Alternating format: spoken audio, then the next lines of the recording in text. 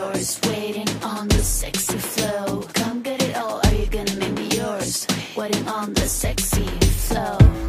I'm trying not to think about. कहने लगे कि किसी तरह जबी को राजी कर लो कि वो अपने वालिद से मिल ले ताकि वो शादी में शरीक हों। लेकिन मैं ये बात सुनकर ही रोने लगती थी। बिलाखिर आंटी ने मुझे समझाया कि बेटियां पराया धन होती हैं, उनको कभी न कभी माँ बाप के घर से रुखसत होना ही होता है। हमारी ख्वाहिश है कि तुम्हारे अंकल के भतीजे से तुम्हारा निकाह कर दें। तुम अदनान को देख चुकी हो, तुम हाँ कहोगी तो तुम्हारा रिश्ता कर देंगे। अगर तुमको ये रिश्ता पसंद नहीं तो बता दो, तुम्हारी मर्जी के बगैर रिश्ता तय ना होगा। सोच कर जवाब दो। सोच विचार करने की मुझे क्या ज़रूरत थी। दिल से उनको माँ बाप माना था, फैसला भी उन्हीं पर छोड़ दिया। तभी उन्होंने मेरी शादी अदनान से कर दी और मैं शादी करके फूफी जान के घर चली गई।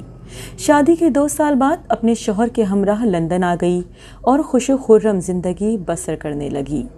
अब ज़िंदगी में कोई गम ना था। अगर कमी थी तो ये कि वालिद साहब की याद आती थी, उदास हो जाती थी, सोचती थी कि उस दम तो घबरा कर घर से निकल पड़ी थी। ये ना सोचा कि मेरी गुमशुदगी के बाद उनकी क्या हालत हुई होगी।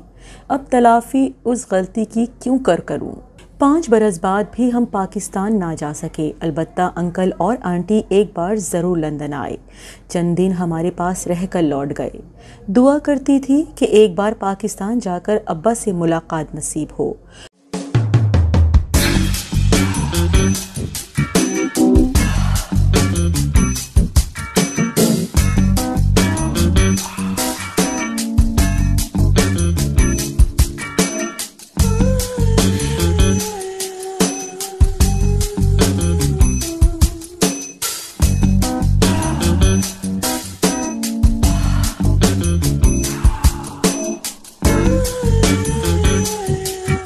और उनसे मुआफ़ी तलब करूं। खुदा ऐसा दिन ज़रूर मेरी ज़िंदगी में लाएगा, ये यकीन था। अल्लाह ताला की बारगाह में ये दुआ भी कबूल हो गई और मैं लंदन से 10 बरस बाद पाकिस्तान गई। फिर मेरे शौहर ने वादा किया था कि तुम्हारे वालिदैन को तलाश करके तुमको ज़रूर वहाँ ले जाऊँगा। मुझे अपने घर का थोड़ा बहुत पता याद था। मेरे शौहर ने वहाँ जाकर मालूम किया। महल्ले वालों ने बताया कि आसिफ साहब का इंतकाल हो चुका है। वो अपनी गुमशुदा बेटी के गम में घुल घुल कर ख़त्म हो गए और उनकी ज़ौजा अपने बच्चों को लेकर मैके चली गई क्योंकि उनके माली हालात ख़राब हो गए थे। ये किस्सा यूं तमाम हुआ। एक उम्मीद थी जो ख़त्म हो गई। वालिद से मुआफ़ी तलब करने की आरज़ू दिल में रह गई।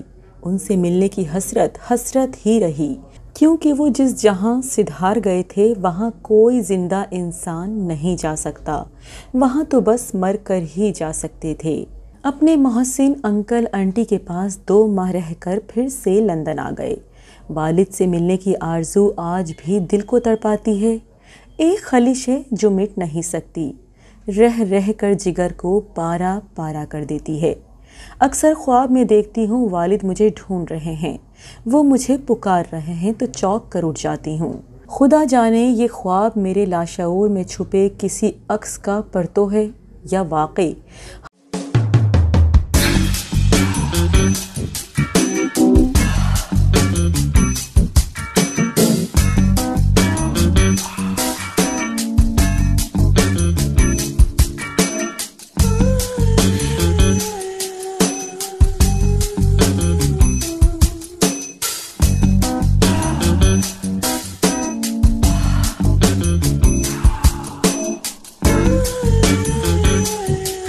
हमारे दूसरे जहां में जाने वाले लोग अपनी याद दिलाने यूं ख्वाबों में आ जाते हैं।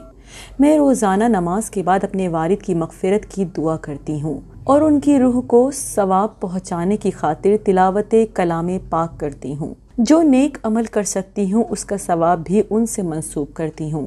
इसके सिवा और क्या कर सकती हूँ।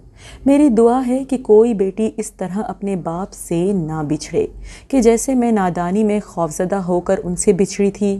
काश हर बाप दूसरी शादी के बाद अपनी पहली बीवी की औलाद को फरामोश ना करे और उनके मसाइल समझे तो उनकी औलाद मेरी तरह नहीं बिछड़ेगी। व्यूअर्स, मुझे उम्मीद है कि आपको हमारी आज की कहानी पसंद आई होगी। अगर कहानी पसंद आई है तो उसको लाइक कीजिए, शेयर कीजिए और कमेंट सेक्शन में अपनी राय का इजहार लाजमी कीजिएगा। अगर अभी तक आपने हमारा चैनल सब्सक्राइब नहीं किया तो उसको लाजमी सब्सक्राइब कीजिए और साथ लगे बेल आइकॉन को भी प्रेस कर लें ताकि आपको हमारी हर न्यू वीडियो की नोटिफिकेशन टाइम पर मिलती रहे। अगले वीडियो तक इजाज़त दीजिए। अल्लाह निगहबान।